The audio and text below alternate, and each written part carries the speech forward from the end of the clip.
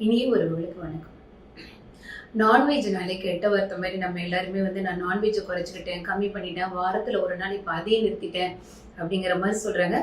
Non veg நல்லதா கெட்டதா, non veg good or bad அப்படின்னு ஒரு வீடியோவே போட்டிருக்கேன். தயவுசெய்து அதை பாருங்கள். உலகத்தில் அதிகமாக உயிர் வாழக்கூடிய முதல் 30 நாடும் தினசரி நான்வெஜ் சாப்பிட்றவங்க.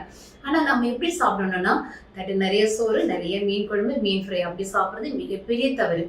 நான்வெஜ் நிறைய மத்தியானம் சாப்பிட்டு கூட நிறைய காய்கறிகள், சேலட் சாப்பிட்டு சாதத்தை ஒரு ஐஸ்கிரீம் அளவுக்கு தான் சாப்பிடணும்.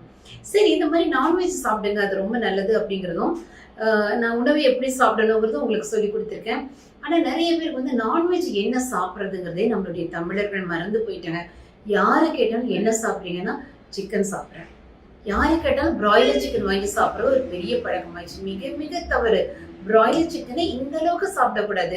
அதிகமா உயிர் வாழக்கூடிய நாடுகள் பட்டியல பாத்தீங்கன்னா அவங்க எதையோ சாப்பிடுவாங்க. ஆனா நான் அந்த மாதிரி நம்மளுடைய தமிழ் கலாச்சாரத்துல சொல்ல வரல. ஆனா பிராய்லர் சிக்கன் சாப்பிடுறது நம்மளுடைய கலாச்சாரம் கிடையவே கிடையாது.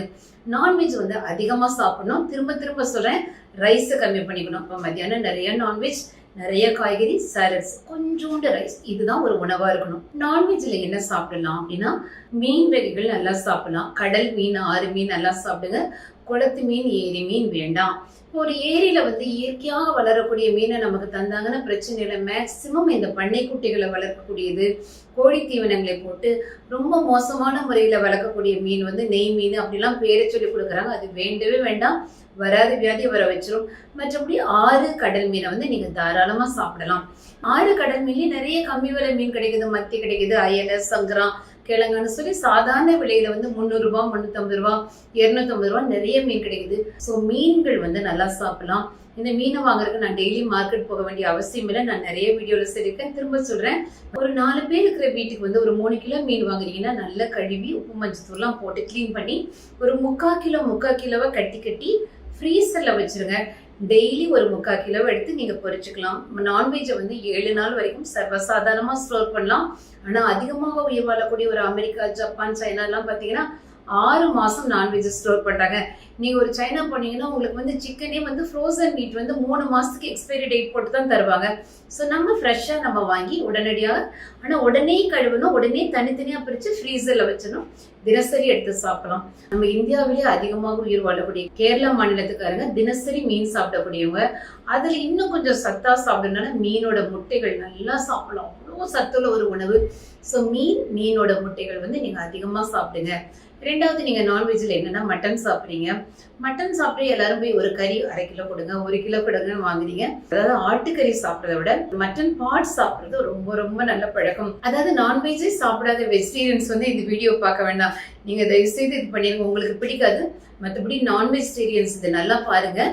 ஆட்டுக்கறியோட பார்ட்ஸ் ரொம்ப ரொம்ப நல்லது. அப்ப நம்ம கேட்டு கறிக்கடைக்கு போகும்போதே ஆட்டு ஈரலை வாங்கிட்டு ஒரு நாள் சமைங்க. சுத்து கொழுப்பு, சுவரொட்டி, நல்லி எலும்பு, நெஞ்சொலும்பு, ஆட்டுக்கால், அந்த மாதிரி ஆட்டுக்குடல் அப்படின்னு சொல்லிட்டு அதோட பார்ட்ஸை நீங்க தனித்தனியா வாங்குங்க. நம்ம தமிழ்நாட்டிலேயும் இந்த கலாச்சாரத்தை இன்னும் வரைக்கும் ரொம்ப அழகா ஃபாலோ பண்றது மதுரை நகர் தான். நீங்க மதுரை போனீங்கனாலே ஆட்டை தனித்தனியா பிரிச்சு கொடுப்பாங்க. உங்களுக்கு ரத்த பொரியல் வேணுமா, குடல் வைக்கட்டுமா, ஆட்டு லிவர் ஃப்ரை வேணுமான்னு சொல்லி தனித்தனியா, ஆட்டுக்கால பாயா வேணுமான்னு சொல்லி. ஸோ ஆடோடைய பார்ட்ஸ் நீங்க நல்லா சாப்பிடலாம். அதுக்கடுத்தது நாட்டுக்கோழி நல்லா சாப்பிடுங்க.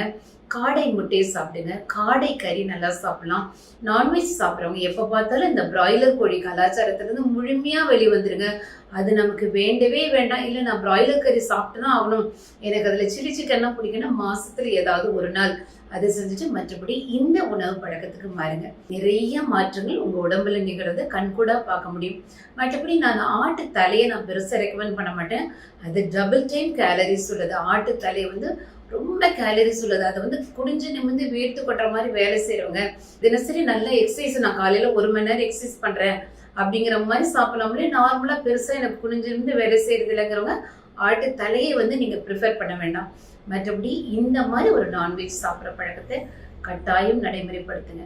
இந்த சப்ஜெக்ட் ஒரு வெஜிடேரியனுக்கு பிடிக்காது, ஆனா நான் வெஜிடேரியனுக்கு மிக மிக ஒரு உபயோகமான சப்ஜெக்ட் தான். அடுத்த வீடியோல உங்களை பார்க்குறேன். நன்றி, வணக்கம்.